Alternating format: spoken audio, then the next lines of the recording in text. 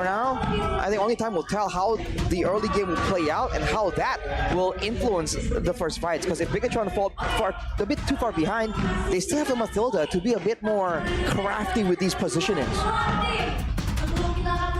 And now we're at the pinnacle of this best of 3 series. With the fate of so many teams in the hands of Rebellion's victory, everything hangs in the balance. Welcome to Mobile Legends. Welcome to game number 3, the decider game between the Blue Bulls and the Red Robots. The gatekeepers, the final hurdle that Rebellion need to overcome in week number 8. The emblems to begin with, Super Ken always seems to go for this concussive blast. He really wants to keep up in farming speed, and in the past few games, it really has been paying off. He's been keeping up with farm despite kind of being pressured in the early game.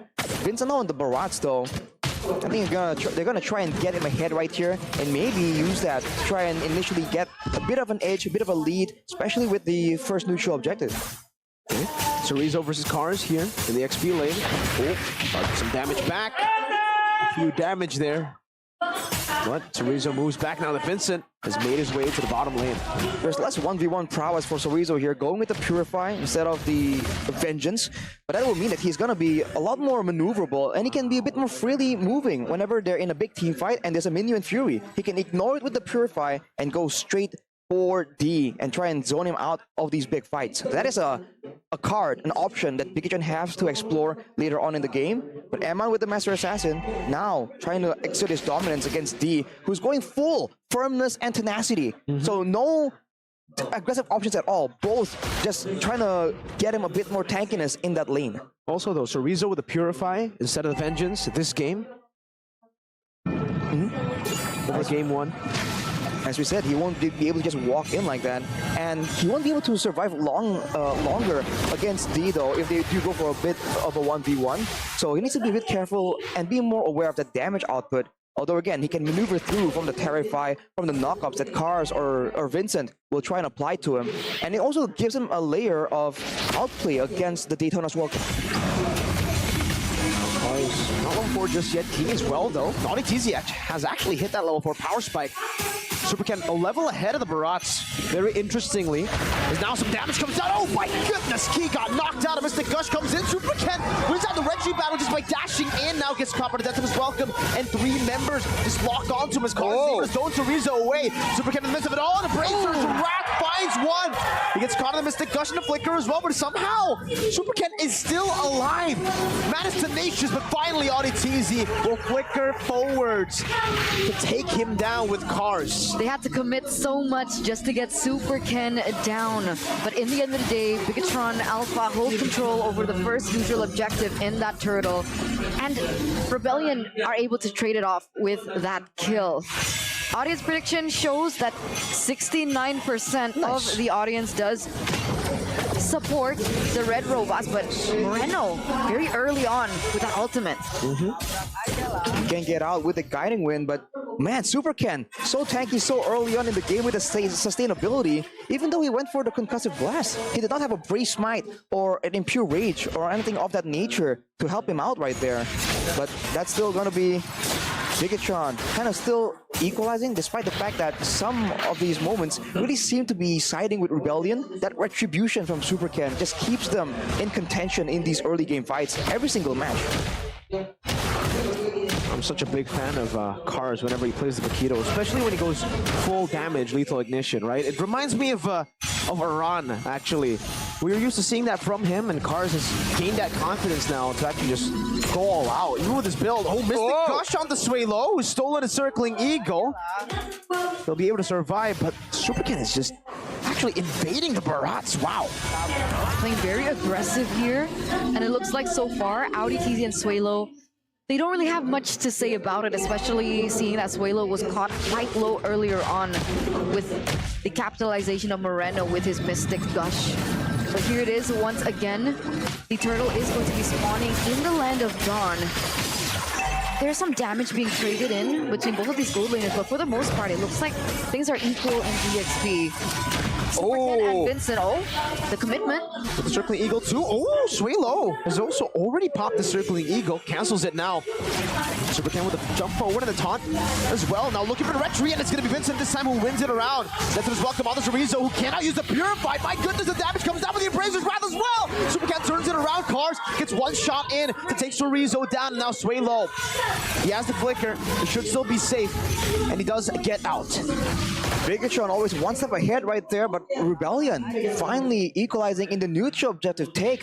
Vincent actually winning out for once against Super Ken, the man who has a reputation. And part of why Bigetron is just so good at setting up like this is the fact that Moreno can clear the mid lane so effortlessly with this gourd. Already in the Enchanted Talisman, he's spamming out all those spells again and again, and he has true damage built into his kit.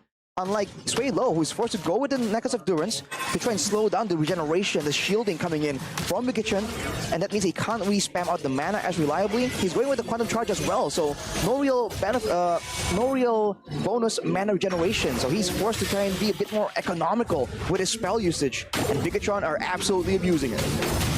Meanwhile, in the mid lane, you can see that pressure coming through from Bigetron, hoping to gain some momentum, a pick-off perhaps in this mid lane. Unable to find it, goes for the clear instead, and they walk towards this top lane. D and Amon, we've seen the gold. The disparity is so small that maybe they want to give Amon a bit of an advantage, but up till this point, they still haven't. Rebellion looking like they want to go for the exact same thing. Vincent and LTTZ already roaming towards his top side. Eman seems to feel like something was up, so he will be able to get out of it. Looking at some of the items, by the way, Super Ken has a Brute Force Breastplate, so he is absolutely valuing his maneuverability in these fights. But going there 2v3 technically? I wonder if that's a bit of a mind game. Kind of pretend like backup was in the area, even though they're really not. So Rizzo's behind in that lane just because of the Purify? Is that the reason? Cars is 3-0. He's so low. Oh, all in earlier, and Bigetron tried to trade it with an all-in the mid lane, but yes, Chorizo will be the one forced to recall for now, and Super Ken will probably have to reset this turtle. But Bigetron still setting up for it as much as possible. I think their main tool to use here is Moreno, but he's going to be busy clearing in the bottom side. So Super Ken alone right here as Cars looks for an opportunity. A jump as well, but the guiding win actually gets Super Ken out. And now the retreat battle comes in, and Super Ken who wins it. Goes in with a taunt on the Vincent, who might just have to use it after this welcome now as he gets tied down by Chorizo. And Chorizo goes in with a help of the taunt from Super Ken too. In the mid lane, and Mon just dives in deep, and Vincent as well will fall to Chorizo. Audie's next in the chopping block as they go for the dive, and Chorizo picks up the double. A Purify out. Ken with an attempted taunt in the mid lane. Tier 1 falling, traded out for the Tier 1 up top. Massive win for Bigetron, but losing a turret on the top side, leaving D to his own devices. It's almost like they feel like they have enough assurances to shut down the carry in the big team fight. They are focusing everything to go for these neutral objectives, and they haven't really been funneling a lot of these ganks, a lot of this damage and spells to that gold lane, leaving Eman to just kind of solo pressure. And that's going to be something that they have to try and keep in mind here, because again, Rebellion, they're going for a lot of these fights, but technically they're still waiting on their main damage dealer, who can still do true damage as well. Wow. That's a lot of sustain coming through from Super Ken over and over. He's been able to turn these team fights around, and now he actually uses his retribution there. Super aggressive for Super Ken. It's in the name.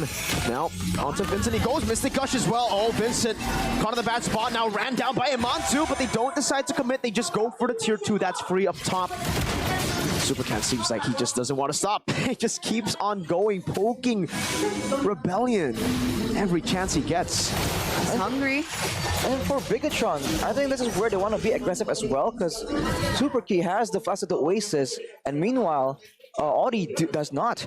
And that might be due to the fact that he actually went with the Bargain Hunter on that Mathilda, so he is going to get his items a lot faster, and that might be a power spike that Bigetron are trying to take advantage of. Blue turret down below, now taken by Bigetron Alpha. Good timing for them. The Lord has just spawned in the game here in the 9th minute. And Bigetron take control. Chorizo, wow. Just jumping forward, trying to poke them down. Vincent now also trying to bait out that Detonus welcome. And Chorizo has that Purify. Look at the rest of bigetron Alpha already corralling over the turtle. Missed the gush. Oh, Detonus welcome has been used up to escape. And now Cars almost finds the assassination. What the heck? Eman with the assassination too! Now on to D, he goes. 1v1? Might just be the revenge that he wants. He dives in back, and Chorizo, my god! The combo went together from the side laners as Eman is very low. Now one last shot should do it. Onitazi collects a shutdown. Bigetron collect the Lord. Wow. Whoa, wait, hold on just a minute, okay? So many things happen at that entire sequence that I don't really know where to start, but I do want to start with Audi TZ. That knockup got him a double kill under the turret, but wait a minute. Cars get shut down by the laser, and the recalls come through from Key. Just like that, no control left for Rebellion. They were the ones with all the AoE. They thought that they can protect their backline. But right there, no one is safe when Eman is on the hunt. Not an assassin, yet acting like one, just showing up right there, even diving, going toe-to-toe against D with the help of Chorizo earlier. But yes, diving on Minotaur already shows why that's a bad idea, but overall, the fact that they were able to get so many things, including the neutral objective there, is absolutely value for the side of Bigetron. And look at the difference in gold, especially in the mid lane. Vincent? Chunk to half already, and Eman is going on in the circling eagle as well. Vincent, no Detonus welcome. And they go on the sway low, gets locked down by the taunt as well. And Super Ken is caught in no man's land as Minute Fury comes out, but no one gets knocked up. Bigetron slowly but surely trying to utilize these waves, but it's only just the first Lord, and it's a good defense by Rebellion. But Moreno is already dealing so much damage, and you're right, that gold disparity is insane. 2,000 already, Eman, he's snowballing, and now he is just flying into the base of the Blue Bulls, and these waves are still crashing. They're looking to find more value. Knockout strike to bring Super Ken under the turret, but Eman just eats up that turret. They're able to siege it down really well. Backing away now, utilizing the advantages that they have to wipe the jungle of any creeps to take it away from Rebellion. Bigetron just playing to their strengths so well here. Mobility is the name of the game, man. Everyone on the team can be so mobile except for Moreno. And even then, he has the benefit of the guiding wind. And if you look at his itemization, he went for the Ice Queen's wand. So now, Rebellion trying to walk through the Mystic Gush, the Mystic Projectile, Mystic Fields. They're just even slower in trying to catch off the members of Bigetron. And he knows that he don't require, he knows he doesn't require the glowing one right here. He's not trying to poke, he's trying to burst down these big members. So he goes for more damage, and he goes for the Blood Wings as an option, knowing that Cars is always on the hunt, looking for him in every single team fight. But again, the gold disparity, he's 2k plus gold ahead from Sway Low. 103. The KDA doesn't reflect how much he's doing for his team. We saw on the damage dealt charts that he was #1 above everyone else, above Eman. And we've seen Vincent even struggling. And he's the one who's supposed to be able to take this damage, and yet he's unable to at all. It's a problem when they go in for the neutral objective takes, and it should be a problem here. With them knowing this, what's the plan from Rebellion? Oh my Cars! The Red Raider just taking Cars out now, a desperate attempt. That's Rizzo's life. So Rizzo will fall. That's an XP traded for the XP, but look at Super Ken already up top, taking the Lord. My goodness, what happened there in the bottom lane? Now you see him, now you don't. Eman, what? Stop! You're a monster! 411 KDA so far. They literally started with almost a 0 gold deficit, and now it's 2k plus. I think Cars just got a bit too overconfident, knowing that in general, this should be where the marksmen are scared for their lives. Cars has a Sea Halberd, Hunter Strike, and the Malefic Roar, so he can have burst damage. But Eman himself is at a full inventory slot, and he's going for this huge damage build with the Corrosion Side, the Demon Hunter Sword, the Golden Staff, Malefic Roar, and the Endless Battle. So he has a bit of true damage, a bit of burst as well, and he just keeps going for plays like that. That's super crazy, and now you can see that the red robots are taking absolute control over everything. Moreno just dealing out the skills, being able to zone Rebellion away. But here it is, the siege coming through. Another fight in the bottom lane. What happened to Cars again? Cars always just assassinated before the team fight even happens. Bigetron Alpha this time looking to go and siege it down with the Lord. Base wide open. Vincent now tied up. Forcing death. His welcome is actually cancelled. Can be used up in his Fury now into the back line, but look at the guiding wind that helps him to escape. Key with a two-man knockup. Super Ken with a taunt. D still there. Now looking to clear out the waves. Mystic Gush by Moreno onto Vincent as Iman looks pretty executed in the back with D. Still able to escape for now, Iman. Slowly but surely going into Rizzo, dashing forward as well. The base is wide open. Will they just go for it? Bigetron Alpha!